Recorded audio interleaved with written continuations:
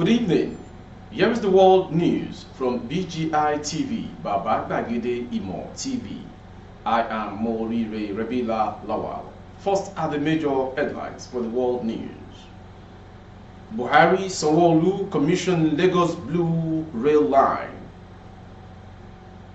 Old note, extend January 31st deadline, National Assembly tells CBN. PVC collection, INEC caution staffs against sharp activities. Winning FCT not requirements to emerge president, Falana. Troops kill 3 bandits, rescue 16 kidnapped victims in Kaduna. Nigeria police detain inspector in Abuja for protesting against salaries. Ogun police threatens Lagos Corps over illegal Okada seizure. Moving on to the next story, court remands Cleric. Woman over alleged 30 million naira jewelry fraud in Kwara.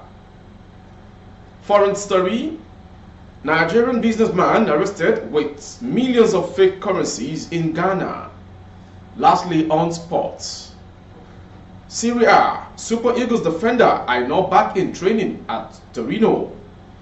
The news in detail. President Muhammadu Buhari on Tuesday commissioned the Blue Rail Line from Marina to Mile 2 in Lagos State. The president, alongside Governor Babajide Sanwo-Olu of Lagos State and his deputy, Obafemi Hamzat, commissioned the project at the Marina train stations in the state. The president also witnessed the signing of the commencement of the Phase 2 of the project from Mile 2 to Okokomaiko. Speaking at the program on Tuesday, Sanwo-Olu thanked the president for his support to the state, including tax breaks and waivers granted on the project. Buhari, who did not make a speech at the event, earlier on Tuesday commissioned the J.K. Randall Center for Yoruba Culture and History. Also on Monday, the president inaugurated the Lekki Deep Sea Port, a motorized mill and Bestfat Lubricant and Emerson Holdings Company Limited are all located in Lagos. The projects are part of a series of facilities being commissioned by Buhari during a 2-day visit to the states. To the next story as regards the currency. The Senate and House of Representatives have again asked the Central Bank of Nigeria, CBN, to immediately extend the deadline for the withdrawal of the currency from circulation. The Senate made this known at the Apex Bank on December 15, commenced circulation of newly redesigned 200 Naira, 500 Naira and 1000 Naira notes and set January 31, 2023 as deadline for the withdrawal of the old notes. The Red Chamber at in December 2022 directed the CBN to extend the deadline, but the resolution was shunned by the Apex Bank, which on Tuesday insisted that no going back on the deadline. This has caused panic in many parts of the country as the deadline draws nearer, with thousands and especially those in rural areas storming banks to exchange the old notes with the new ones. Senators, during a debate on a motion by Sadiq Suleiman Umar, APC Kwara, at Tuesday's plenary, said the new notes were not enough in circulation, warning that if the deadline was not extended, there will be chaos in many parts of the country. The lawmakers also expressed dismay that the CBN had insisted on January 31st deadline despite huge public outcries.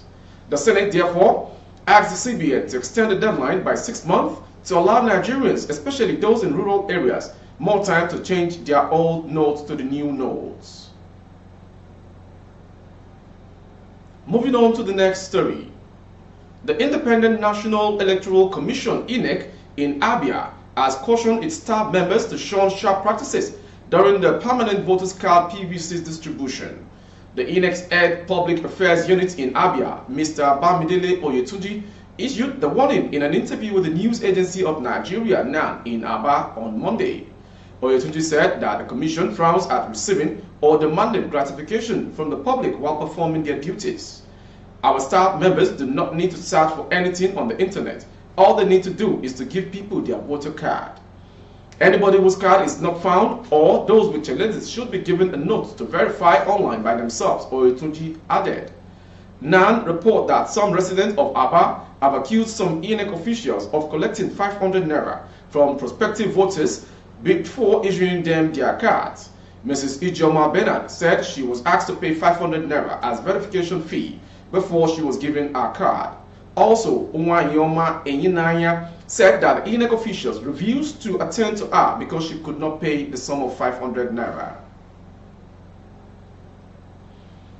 Moving on to the next story. Legal luminary Femi Falana says a presidential candidate does not need to win the Federal Capital Territory (FCT) to be declared winner of the February 25, 2023 poll. It is not a requirement that you must win the FCT, the senior advocate of Nigeria said on Channels Television Sunrise Daily program on Tuesday. Today, the court have ruled that pursuant to Section 299 of the Constitution, that the FCT should be treated as a state. That is the law. You don't have to win the FCT if you meet the requirement. That is 2/3 of the majority of states in the country. You don't have to win the FCT, the right activist stressed. A former chairman of the Nigerian Bar Association, NBA, Olisa Agbakuba, had last week asked the Independent National Electoral Commission, INEC, to clarify the Commission's position on Section 134 of the 1999 Constitution, which seems ambiguous. Section 134 of the Constitution states that a candidate will be declared winner of a presidential election if he has A. He has the majority of votes cast at the election, and B. He has not less than 1/4 of the voters cast at the election in each of the last 2/3 of all the states and the Federation and the Federal Capital Territory, Abuja. Shortly, a video. Of interest, let me use that word, and not conflict. Because the Constitution is clear in Section 134 about 25% in 36 states and all of that. So why do you think conversations around that is coming up now? Because there is a lot of talk about whether or not a candidate stipulated in the law to win 25% in 36 states will matter with or without the FCT. No, I think the concern that has arisen is that looking at the campaigns going on, people are wondering whether any candidate will meet those stringent constitutional requirements. 25% in at least 2/3 of the states, and of course, majority of lawful votes all over the country. But the Constitution is clear. Yeah, no, nobody is saying that the Constitution should be amended at this stage. It cannot be. Because if no candidate meets the requirement, then you are going to have a fresh election. What do you, from your experience, what do you see happening? No, I would rather use the expression that is common in America at a stage like this. For me, it's too close to call. I'm not sure the picture will become very, very clear until about 2 weeks to the election. But as of today, it's difficult to say it is this candidate or that candidate that will win the election. Why do you say so? No, because I'm following the campaigns. But is it that clear, Senior? And Nigerians are discussing.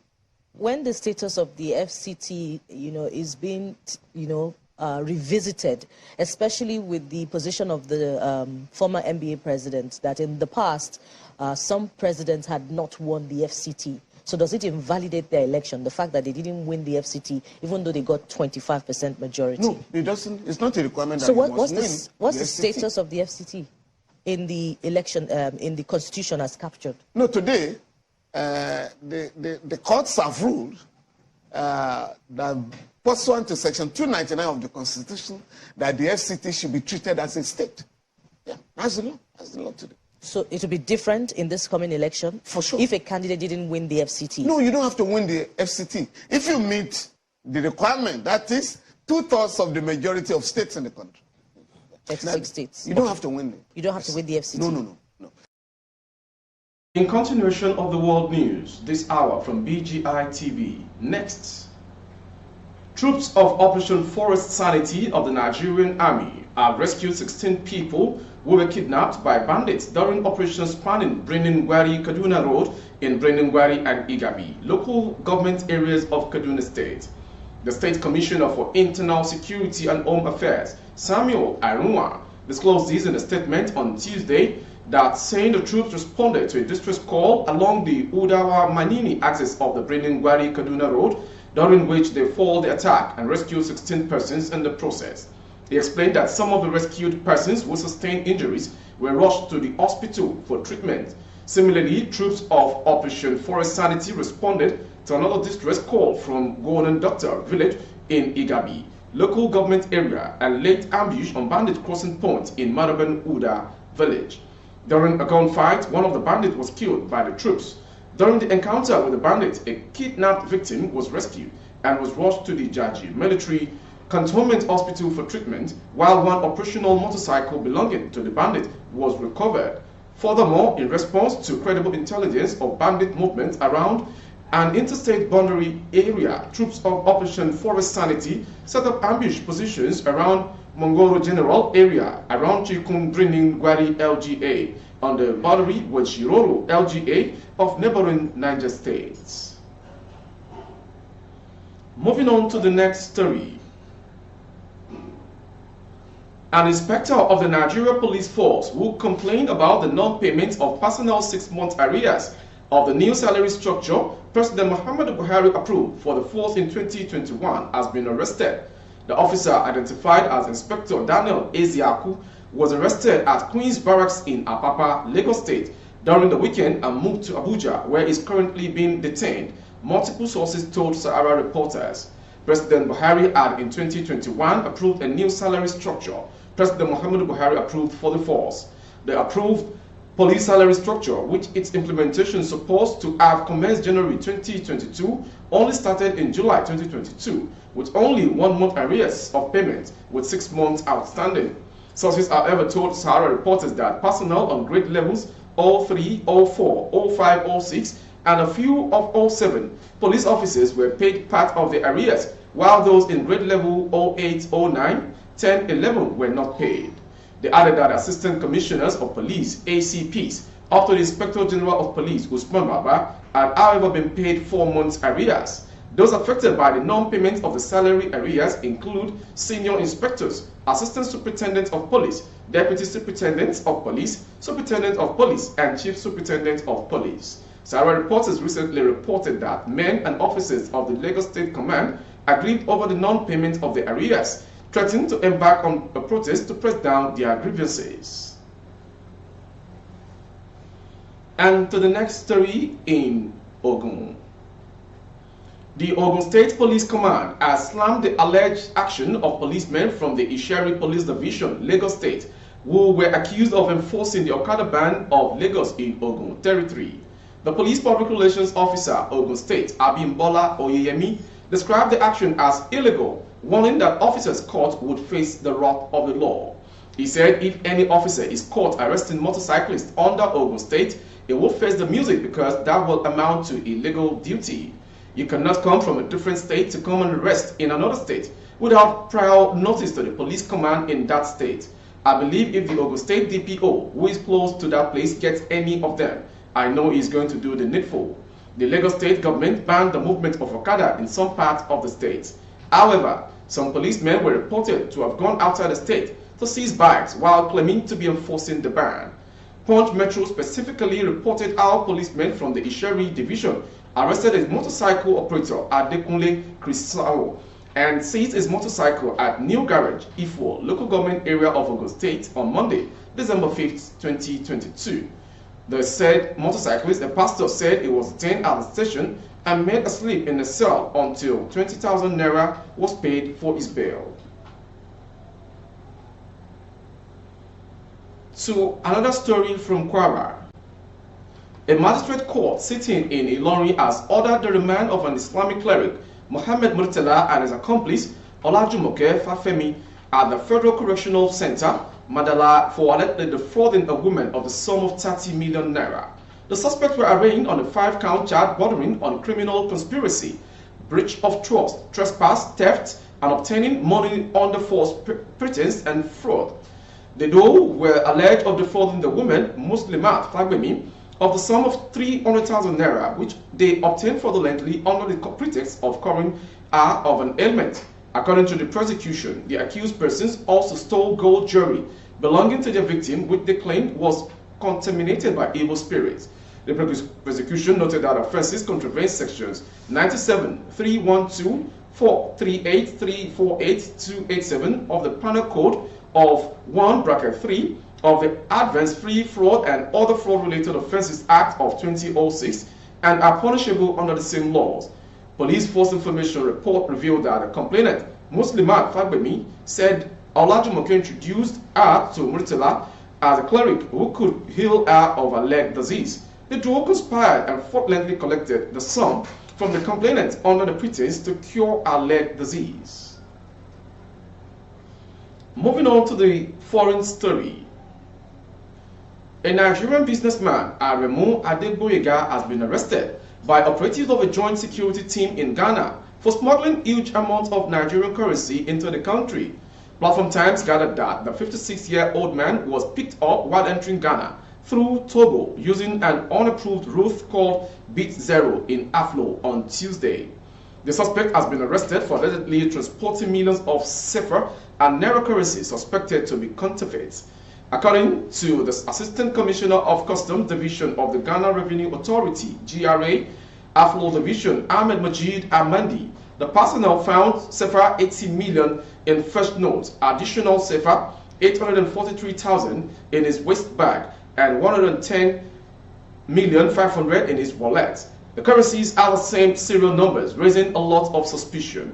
Adegboyega allegedly admitted to transporting the fake currencies, and this is his second time entering the country with counterfeit money. He told officers that on his trip, he was given the cash by his friend who lives in Lagos, Nigeria, to be given to a client known as Malam Osumaru Jeru at Abobo, Ivory Coast. Majid Amandi said the money will be sent back to Ghana to determine whether it is fake or genuine. He said the suspect will be sent to Accra for further investigation.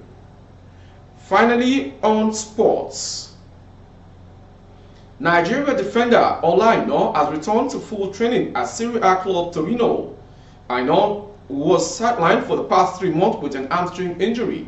The 26-year-old was last in action for Torino in their 2-1 away win at Ùding on October 23, 2022. Incidentally, he scored Turin's club's opening goal in the encounter. The versatile defender trained with his teammate for the first time since sustaining the injury on Tuesday.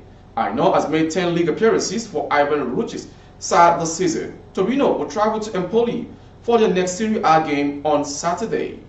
That ends the world news from BGI TV this hour. Before we go, some major headlines.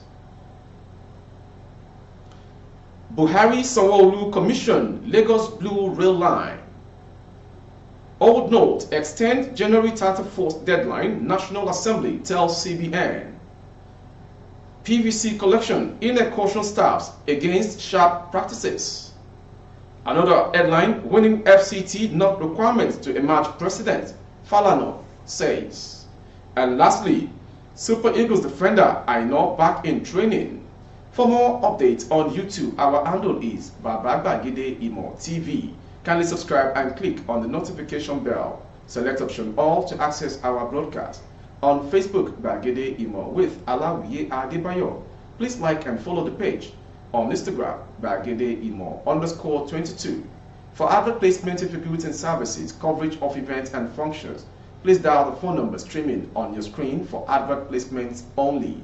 Thank you for watching. I am Morire Rebila Lawal. Good evening. Oh, na, na, na. If you want to know what's going on in city, or you want to listen to the latest news and gist, no stress, oh, just tune to BGI TV.